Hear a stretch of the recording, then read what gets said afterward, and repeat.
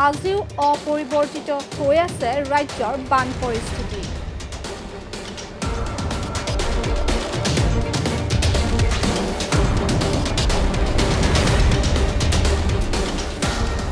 শেহতীয়া বানে ৰাজ্যৰ ভিন্ন প্ৰান্তৰ লগতে বৰপেটা জিলাৰ চেঙা সমষ্টিৰ প্ৰায় অধিকাংশ অঞ্চলতেই ধ্বংসলীলা চলোৱাৰ দিশহাৰা হৈ পৰিছে বানাক্ৰান্ত।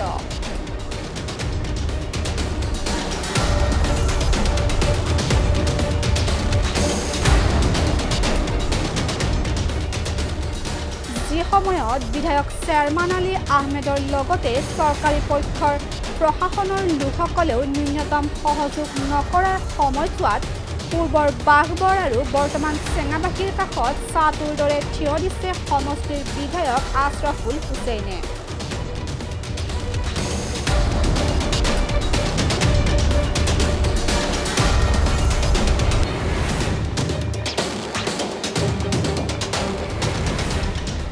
বিগত ৫টা দিনত দিনে ৰাতিয়ে বন্যাৰ খবৰ লয় বিধায়ক আশ্ৰাফুল হুছেইনে।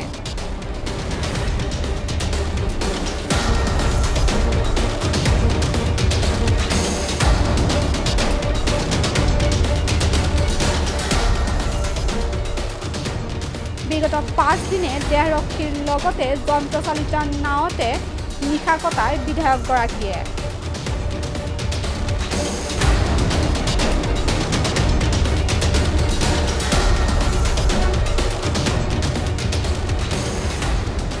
সমষ্টিটোৰ মাজৰ চৰত উপস্থিত হৈ প্ৰাকৃতিক দুৰ্যোগ বান পৰিস্থিতিক লৈ মুখ্যমন্ত্ৰীয়ে কৰা ৰাজনীতিৰ বিৰুদ্ধে তীব্ৰ ক্ষোভ ব্যক্ত কৰে বিধায়ক আশ্ৰাফুল হুছেইনে।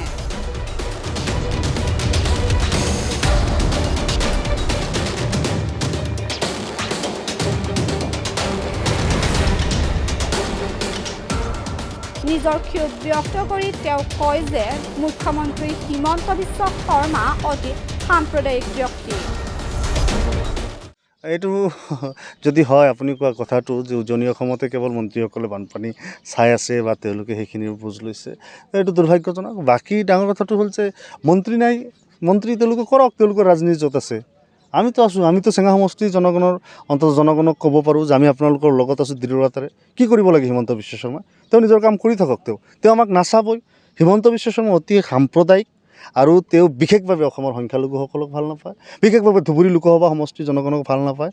আৰু যাৰ কাৰণে ধুবুৰী লোকসভা সমষ্টিত এজন ভাল নেতাক এইবাৰ পৰাজিত কৰিবলৈ তেখেতে এজন নেতাক সহায় কৰিছে, হিমন্ত বিশ্ব শৰ্মাই। তেওঁৰ কথাৰ জৰিয়তে নিৰ্বাচনৰ সময়ত যিজন প্ৰতিনিধিক তেওঁ আওপকীয়াকৈ সমৰ্থনৰ নিচিনাকৈ কৰিছিল, সেই কথাবিলাকতো আমাৰ মনত আছে। এই সমষ্টিৰ জনগণক ভাল নাপায়, যাৰ কাৰণে বেয়া নেতাৰ ওচৰত এই সমষ্টিটোক দি দিয়ক, যি নেতাই এই মানুহখিনিৰ প্ৰতি দায়বদ্ধ নহয়। বাকী কথাটো হৈছে মন্ত্ৰী তেওঁলোকৰ তাতে লাগি থাকক, তেওঁলোকে তাতেও ভাল কাম কৰক, কিন্তু আমি চৰকাৰীভাৱে নিয়ম মাফিক যিখিনি পাব লাগে সেইখিনি দিয়ক। আপোনালোকে আমাক দৰত নেদেখুৱাই, গম পাওঁ। আমি নিজেই চাব লাগিব। আমি এওঁলোকৰ সন্তান, আমি বৰপেটাৰ জনগণৰ সন্তান, আমি ধুবুৰী লোকসভাবাসীৰ সন্তান, আৰু আমি তেওঁলোকৰ কাষত আছোঁ, আমি তেওঁলোকৰ কাষত।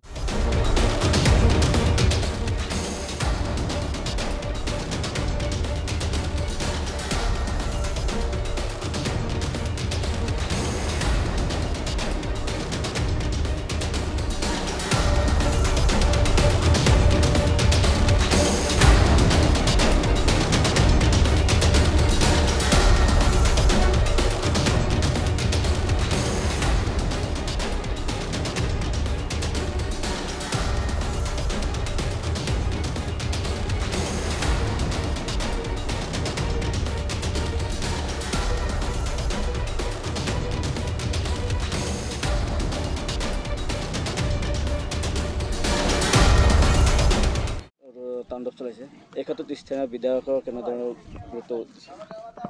আমাৰ মালচৰৰ গাঁওখনৰ গৰাখহনীয়া অৱস্থাত বহুদিন ধৰি চলি আছে। এইবাৰ বানপানীয়ে আমাৰ প্ৰায় শ ঘৰৰ এটা ভাবুকিৰ সমস্যাৰ সৃষ্টি কৰিছে। কেইবা ঘৰো মানে ভাঙি চিঙি চুৰমাৰ কৰি দিছে, মাটি বাৰী নোহোৱা হৈছে, আৰু যাৰ কাৰণে মানুহবোৰ শিবিৰে শিবিৰে থাকিবলগীয়া হৈছে। কিন্তু আমাৰ যিজন স্থানীয় প্ৰতিনিধি চেয়াৰমান আলী আহমেদ ডাঙৰীয়া, তেখেত এতিয়ালৈকে আমাৰ কোনো ধৰণৰ খবৰ লোৱা নাই। আমি আশা কৰোঁ তেখেত যাতে আমাৰ খবৰ লয়, আৰু আমাৰ যিজন বিধায়ক আশ্ৰাফুল ইছলাম ডাঙৰীয়া তেখেত আহি আমাৰ ৰাইজৰ মাজত উপস্থিত হৈছে আৰু তেখেতে আমাৰ খা খবৰ লৈছে। ইয়াৰ জৰিয়তে আমি চৰকাৰক এটাই অনুৰোধ জনাম, এই গৰাখহনীয়াত পৰা যিসকল লোক, বিশেষকৈ মাছৰ গাঁওখনৰ এই লোকসকলক সহায় কৰিবৰ কাৰণে আমি চৰকাৰক বিনম্ৰ অনুৰোধ জনাইছোঁ ৰাইজৰ হৈ। নগৰবেৰাৰ পৰা Sajjad কবিৰৰ report, my news any.